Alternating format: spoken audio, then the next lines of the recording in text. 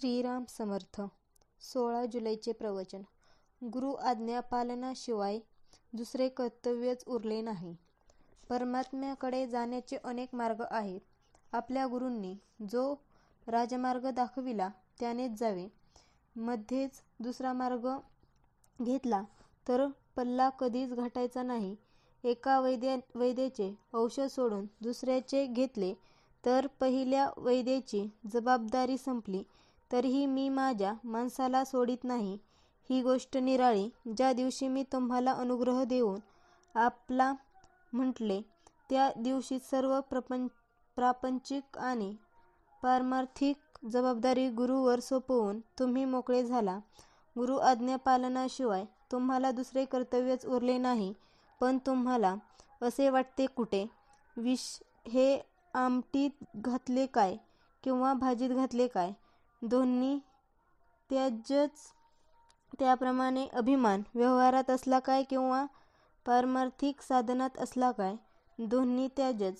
मी कोण हे आधी जाणले पाहिजे. परमात्मा कोण ते मग आपोआपच कळते. दोघांचेही स्वरूप एकच आहे, म्हणजे दोघेही एकच आहेत. परमात्मा निर्गुण आहे आणि तो जाणण्यासाठी आपणही निर्गुण असायला पाहिजे. म्हणून आपण देहबुद्धी सोडली पाहिजे. कोणतीही गोष्ट आपण जाणतो म्हणजे आपल्याला त्या वस्तूशी तदाकार व्हावे लागते. त्याखेरीज जाणणेच होत नाही. म्हणून परमात्म्याला जाणण्यासाठी आपणही नको का?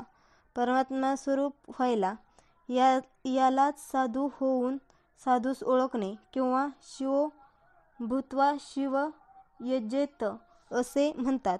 आता कोणत्याही वस्तूचा आकार आपल्याला प्राप्त होण्यासाठी आपल्याजवळ तत्सदृश असे संस्कार पाहिजेत. ते संस्कार त्या वस्तूच्या आघाताने प्रत्याघात रूपाने उद्भूत होतात. नंतर त्या वस्तूचे ज्ञान होते. म्हणून परमात्म रूपाला विरोधी असे सर्व संस्कार घालवून आपण आपले अंतःकरण पोषक संस्कारांनी युक्त केले पाहिजे. जर आपण साधन करून निष्पाप होऊ शकलो तर आपल्याला जगात पाप दिसणेच शक्य नाही. देवाच्या गुणाने आणि रूपाने त्याचे गुण आणि रूप मिळेल, पण त्याच्या नामाने तो जसा असेल तसा सर्वच्या सर्व मिळतो. म्हणून नाम हे साधन श्रेष्ठ आहे. आपण भगवंताच्या नामात राहिले पाहिजे. त्यातच जीवनातले सर्व सुख सामावले आहे. याहून दुसरे काय मिळवायचे? मी सुखाचा शोध केला आणि ते मला सापडले. म्हणून मी तुम्हाला त्याचा निश्चित मार्ग सांगेन.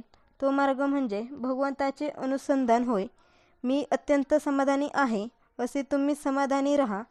जे मी सुरुवातीला सांगितले तेच मी शेवटी सांगतो. तुम्ही कसेही असा, पण भगवंताच्या नामाला सोडू नका. अंतकाळी अगदी शेवटी सुटणारी वस्तू म्हणजे भगवंताचे नाम पाहिजे. नामात शेवटचा श्वास गेला पाहिजे. याहून दुसरे काय मिळवायचे? आजचा बोध. आपल्याकडून होईल तेवढे नाम घ्यावे. न होईल त्याचा राम कैवारी आहे.